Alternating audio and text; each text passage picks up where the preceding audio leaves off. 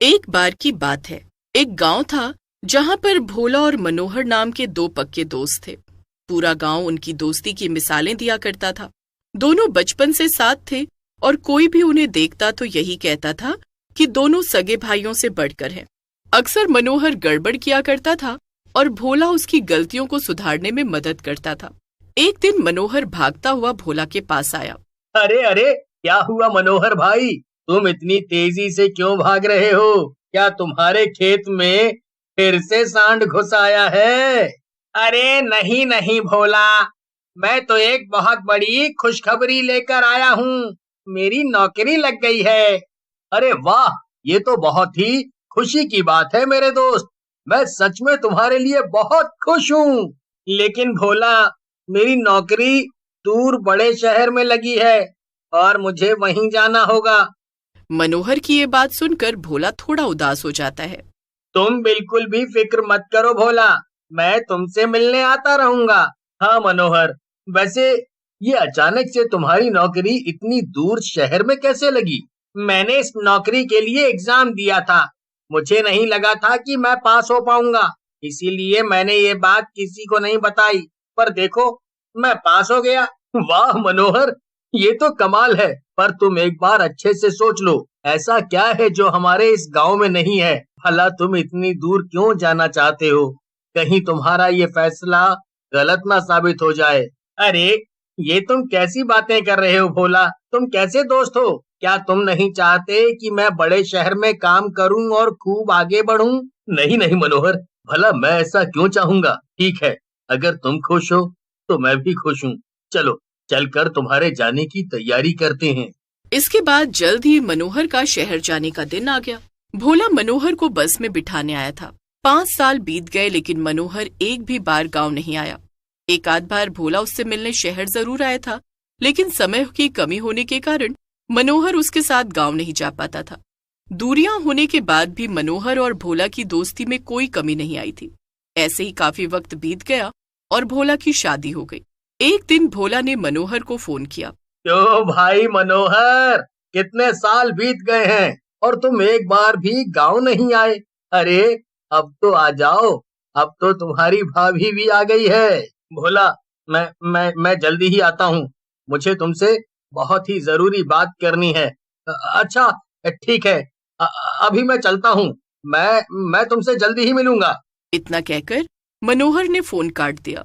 भोला को मनोहर का बर्ताव काफी अजीब लगा, लेकिन वो अपने कामों में व्यस्त हो गया।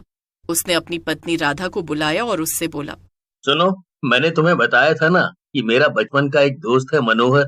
वो जल्दी ही हमारे घर आने वाला है। अरे वाह, हाँ मैंने उनके बारे में आपके मुंह से इतना सुना है। अच्छा है, मैं भी उनसे मिलना चाहती हूँ। चलिए अब चलकर खाना खा लीजिए और सो जाइए। इसके बाद ठीक 3 दिन बाद भोला के दरवाजे पर दस्तक हुई। भोला घर पर नहीं था और उसकी पत्नी ने दरवाजा खोला। सामने मनोहर खड़ा था। मनोहर की हालत कुछ खराब सी लग रही थी। उसकी आंखें एकदम लाल थीं। जी, आप कौन? मैं मनोहर, मैं भोला के बचपन का दोस्त हूँ। ओह अच्छा अच्छा, आइए ना, मैंने आपके बारे में बहुत सुना है। आप बैठिए, भोला जी बस आ ही रहे होंगे। मनोहर चुपचाप एक कोने में जाकर बैठ गया और राधा उसके लिए चाय बनाने लगी। थोड़ी ही देर में भोला भी घर आ गया। मनोहर को देखते ही वो खुशी से उछल पड़ा। अरे मेरे भाई, आखिरकार तुम आ ही गए। लेकिन ये तुमने अपनी क्या हालत बना रखी है? अरे कुछ तो बोलो, तुम ऐसे चुपचाप क्यों खड़े हो? आखिर क्या हुआ है तुम्हें? और तुम उस दिन फोन पर इतने डरे हुए क्यों थे? भोला सवाल पर सवाल करता जा रहा था, लेकिन मनोहर अभी भी चुप था। तभी मनोहर ने अपना रूप बदल लिया और वो एक डरावने भूत में बदल गया। उसे देखकर राधा और भोला बहुत तेज डर गए। ये क्या है जी? ये आपका दोस्त तो एक भूत है, भूत! अरे अब क्या होगा? ये तो हम दोनों को मार डालेगा। अरे रे रे रे, चुप हो जाओ राधा, मुझे जरा उससे बात तो करने दो। मनोहर, ये ये सब क्या हो रहा है? ये तुम्हें क्या हो गया है? हाँ मेरे दोस्त, मैं मर चुका हूँ और एक भूत बन गया हूँ। लेकिन ये सब हुआ कैसे? मुझे सब कुछ। ये 3 दिन पहले की बात है भोला। मैं अपना काम खत्म करके ऑफिस से घर जाने के लिए निकल रहा था। उस समय ऑफिस में कोई भी नहीं था कि तभी अचानक से मेरे बॉस की बेटी पूजा मेरे सामने आकर खड़ी हो गई। हाँ पूजा जी, सारा काम हो गया, अब बस घर के लिए निकल रहा हूँ। पर आप यहाँ, क्या बात है? मनोहर, मैं तुमसे कुछ कहना चाहती हूँ। दरअसल जब से मैंने तुम्हें देखा है मुझे तुमसे प्यार हो गया है और मैं तुमसे शादी करना चाहती हूँ। पूजा की बात सुनकर मनोहर हैरान हो गया और कुछ भी नहीं बोला। मनोहर, मैं कब से तुम्हें ऑफिस में देखती आ रही हूँ। कई बार सोचा कि तुम्हें बता दूं लेकिन हिम्मत ही नहीं हुई। आज बड़ी हिम्मत करके तुम्हें बता रही हूँ। ये तुम क्या कह रही हो पूजा? मेरी शादी किसी और से तय है और मैं उससे बहुत प्यार करता हूँ। मैं कभी भी तुमसे शादी नहीं कर सकता। क्या तुमने मुझे मना किया? पूजा को? इतनी हिम्मत? तुम जानते नहीं हो क्या कि मैं कौन हूँ? मैं तुम्हारे बॉस की बेटी हूँ।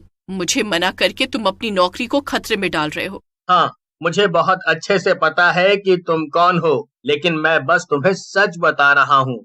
इतना कहकर मनोहर घर चला जाता है। उस दिन वो भोला को डर के मारे फोन कर देता है।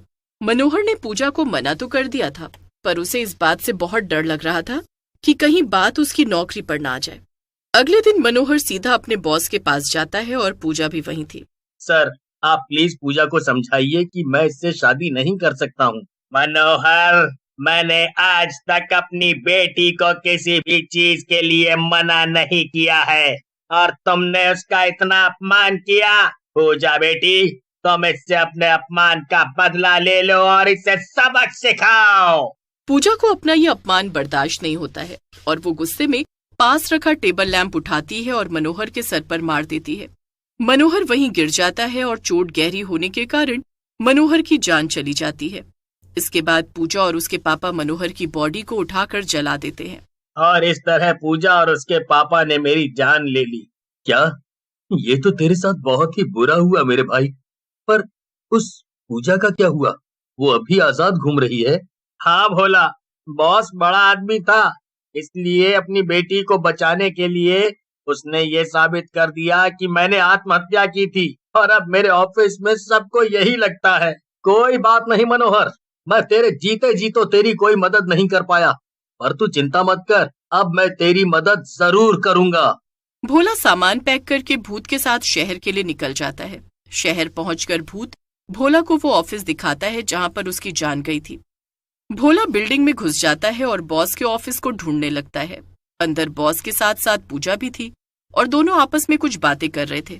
अरे अरे, कौन हो तुम दोनों और यहाँ कहाँ घुसे चले आ रहे हो? हम दोनों तुम दोनों की सारी असलियत जानते हैं कि किस तरह से तुमने मेरे दोस्त मनोहर को मारा। क्या तुम सब जानते हो? पर कैसे? भोला मनोहर की तरफ कुछ इशारा करता है और वो अपने असली रूप में बदल जाता है, यानी कि वो भूत में बदल जाता है। ये तो भूत है, भागो! पर इससे पहले पूजा और बॉस ऑफिस के बाहर भाग पाते, भूत अपने दोनों हाथों से पूजा और बॉस दोनों का एक साथ गला पकड़कर उन्हें हवा में उड़ा देता है। तुम लोग हमारे साथ ऐसा क्यों कर रहे हो? ये भूत और कोई नहीं बल्कि मनोहर ही है और ये तुम्हें अभी के अभी यहीं जान से मार सकता है। अगर तुम जिंदा रहना चाहते हो तो तुम्हें बाहर सबको सच सच बताना पड़ेगा। नहीं, मुझे छोड़ दो, मैं सबको सच बता दूंगा। तुम जैसा कहोगे मैं वैसा करूंगा, मुझे छोड़ दो, छोड़ दो। भूत एक हाथ से बॉस को तो नीचे गिरा देता है, पर पूजा का गला अभी भी उसने पकड़ रखा था। बॉस भूत के पैर पकड़ लेता है। ये सुनकर भूत बॉस की बेटी पूजा को भी नीचे गिरा देता है।